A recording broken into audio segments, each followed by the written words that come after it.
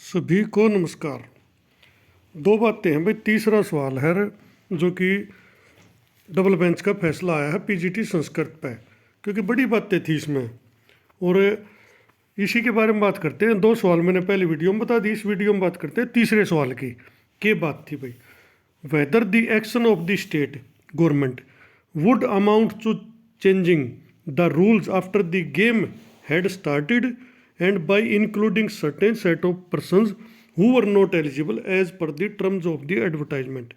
ये कहना चाहते हैं भाई, क्या कोई भी गेम शुरू होने के बाद या भर्ती शुरू होने के बाद बीच में रूल चेंज कर देना, क्या उस भर्ती पे वो लागू होगा?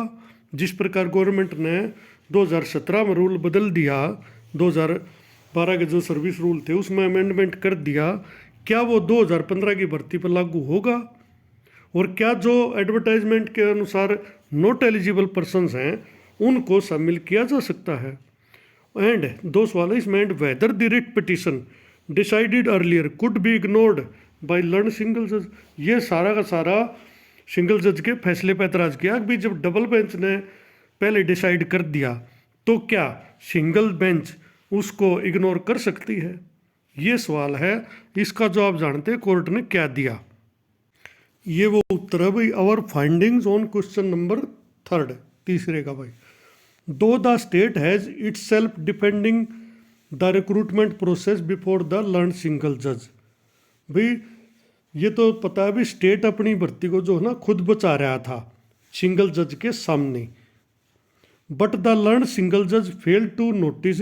लेकिन लर्न जो सिंगल जज है वो इस बात में फेल रहा, इस बात को नोटिस करने में, that by the amendment introduced, with जो अमेंडमेंट इंट्रोड्यूस किया 2017 में, द एडवोकेट जनरल एजी ने खुद एक स्टेटमेंट दी थी, हैड गिवन ए कंसेशन, और इनको जो है छूट दी थी before the division bench, that the persons who had applied were affected.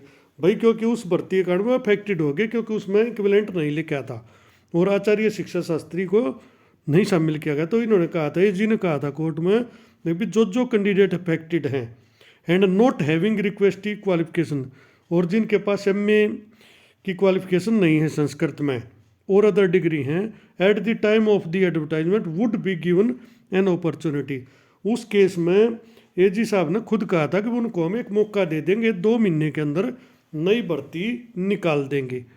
The effect of the order of learned single जज would thus amount to altering the rules of the game once the game had started. तो इन्होंने कहा कि जो single जज ने जो फैसला दिया उसके ऑर्डर के कारण गेम के नियम बीच में बदल दिए गए, लेकिन कोई भी गेम शुरू होने से पहले उसके नियम तय हो जाते हैं, उन्हीं नियमों पर खेला जाता है गेम और उन्हीं नियमों पर भर्ती की जाती है। The persons who were not eligible could not be made eligible. जो पर्सन एडवर्टाइजमेंट के अनुसार नॉट एलिजिबल हैं उनको एलिजिबल नहीं बनाया जा सकता आफ्टर द एडवर्टाइजमेंट, जब एडवर्टाइजमेंट आ जाती है। And specially in view of the fact that the question of law had already been decided. और स्पेशल रूप से ये बात देखा जाए, जब ये क्वेश्चन जो इस पिटीशन में था सिंगल जज में, ये ऑलरेडी डबल बेंच द्वारा डिसाइडेड था against them, not on 1 occasion but on 2 occasion by the division bench.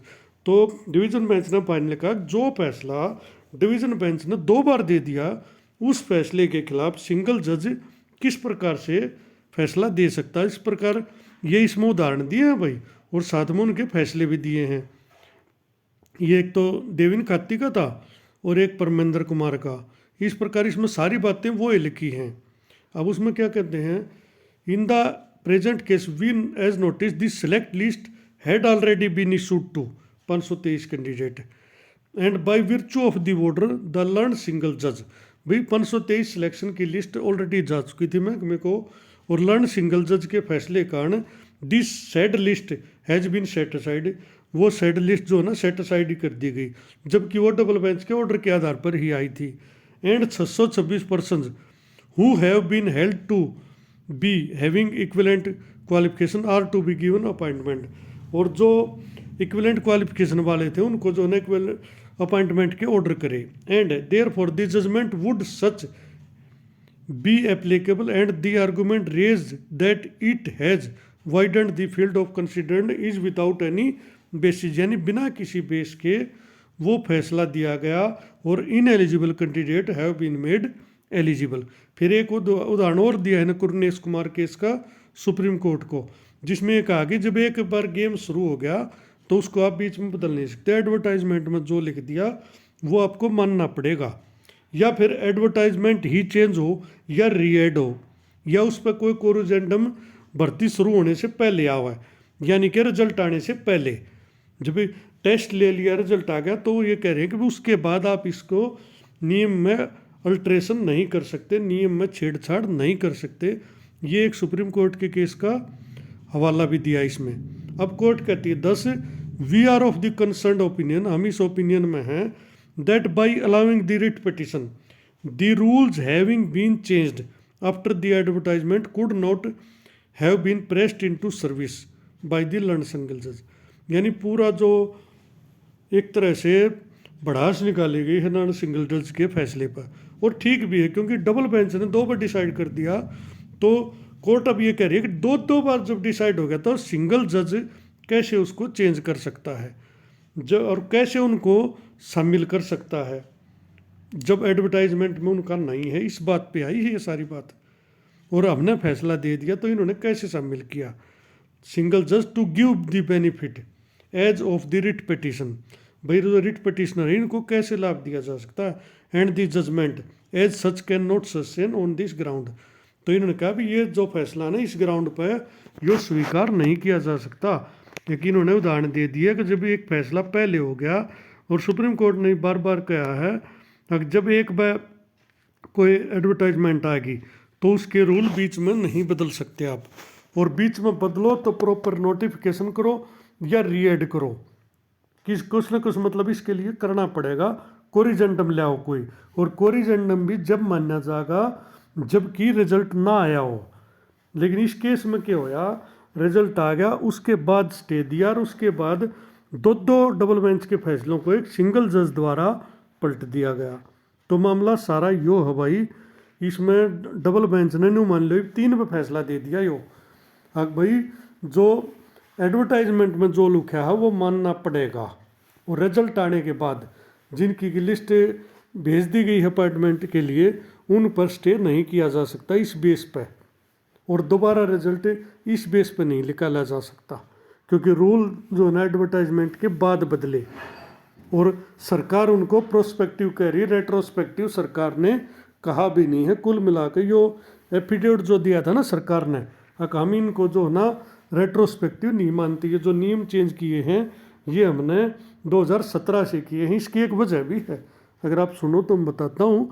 उसकी वजह यह है, अगर इनको ये 2012 से मानते हैं तो जो 2012 में भर्ती हुई है ना उस पर भी ऑलरेडी सीएम लगाकर वो केस जो ना री अपील हो चुकी है, उसमें रिव्यू पिटीशन उसमें लग ली है, क्योंकि वो पहले डिसमिस कर दिया था केस। लेकिन उसके बाद जब ये आया नोटिफिकेशन और इस केस पर स्टे होया तो उन्होंने दोबारा से इसमें अपील कर दी, वो केस दोबारा खुल गया। उसकी अभी 24 जनवरी डेट भी है। तो अब दिक्कत क्या होगी, जब इनको रेट्रोस्पेक्टिव मानना है तो इस भर्ती का भी रिजल्ट खत्म, साथ में 2012 वाले का भी खत्म हो जाएगा, क्योंकि उसका ही फिर दोबारा रिजल्ट आओगा, दोबारा मेरिट बनेगी और उनकी कई साल की नौकरी होली। तो इस विवाद से बचने के लिए सरकार ने इनको जो ना प्रोस्पेक्टिव मानना था, और एक राह की बात कही थी, अब थोड़ी कड़वी लग गई केस करने वाला। उनने ये कहा था कि इस भर्ती को पूरे होने दो, हम 2 महीने के अंदर जितने पिटिशनर हैं इसमें और जितने इसमें अप्लाई किया था जिन्होंने भी, जो कि इससे वंचित रह गए सिलेक्शन से, उनके लिए 2 महीने के अंदर नई भर्ती निकाल लेंगे। अगर उस दिन एजी साहब की बात आप लोग मान लेते तो यह भर्ती पूरी हो जाती, और दूसरी भर्ती 2 महीने के अंदर कोर्ट ऑर्डर था 2 महीने के अंदर निकलती, और अब तक आपका आचार्य का भी सिलेक्शन हो चुका होता, क्योंकि एमए वाले तो तकरीबन इसमें आ गए थे और आचार्य ज़्यादा बच रहे थे, या फिर भाई टेस्ट में आप उसमें फाइट कर सको थे। लेकिन वह बात आप लोगों ने नहीं मानी, सारे इस भर्ती के पीछे लगे रहे, इसका नतीजा भाई यही सामने आ गया है। धन्यवाद।